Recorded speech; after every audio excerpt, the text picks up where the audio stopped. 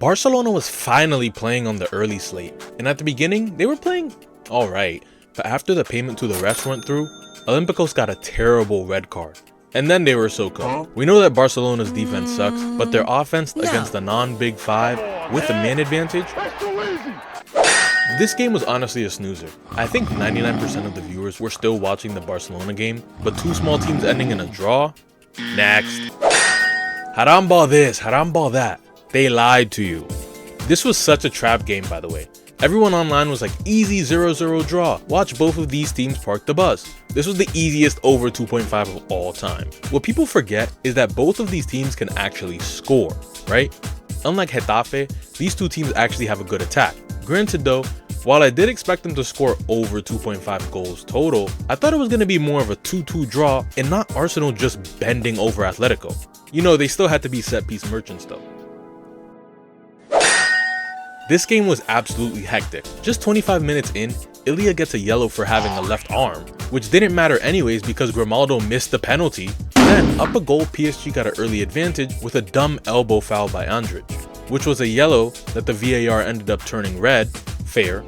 But PSG were gentlemen and wanted it to be fair, so Ilya decided to be such a courageous hero and get another red card to make it a 10-on-10 game just 40 minutes in. Then PSG showed why they were the champions of Europe, of course. 3 goals in the next 10 minutes to end the first half, and then they came back in the second half and scored another 3 for an absolutely ridiculous scoreline of 2-7. Another day, another Dortmund error, which happened to be probably the weirdest own goal ever. But hey, at least this time they're playing against Copenhagen and not the best team in the Bundesliga, so they got away with one here. Honestly, Benfica's been so much worse than they were last year. I remember last year they were actually competitive, but now, Newcastle completely dominated them. To be fair though, the team is entirely different from last year, so I'll allow it. Napoli's Premier League boost is honestly wearing off now. As they lose to PSV and the game was embarrassing, they look like a mess. I don't think they're that bad, just pretty jumbled up currently with all the injuries as well. But you let a fucking American soccer player score? Have shame.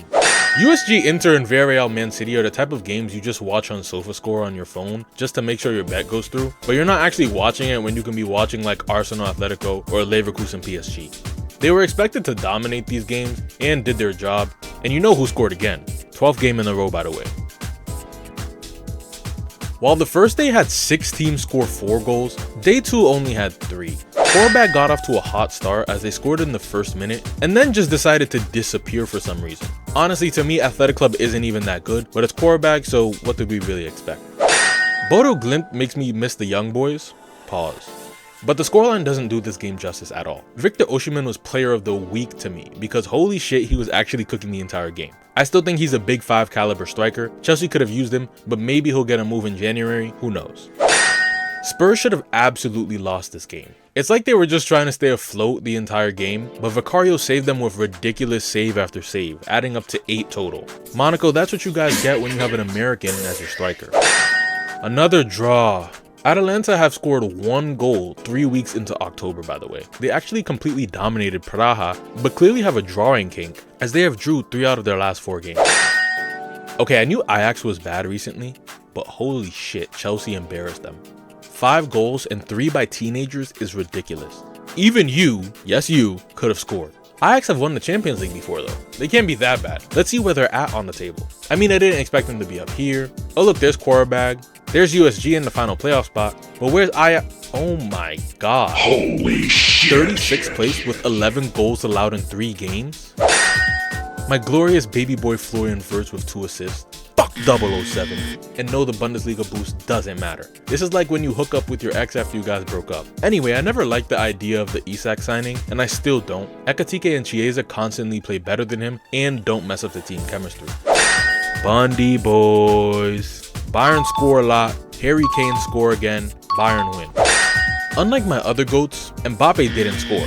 I thought Juve played a great game, even at the massive talent disadvantage that they had, but Bellingham, who is world class, scored a tap-in to win the game for Real, even though Güler dominated as well. I wanted Marseille to win so badly, and they were doing so good until Emerson, who was already on a yellow, decided to do an egregious flop to try and get a penalty, but then got a red card instead. I actually do like that they are starting to punish this though. It is one of the worst parts about the sport in my opinion. Sporting got a late game fake deflection goal to seal the deal that at least Aubameyang assisted, right? I made a video on him too, by the way. This is Gade Films. Like, comment, subscribe, and let me know if you want to see another recap next week.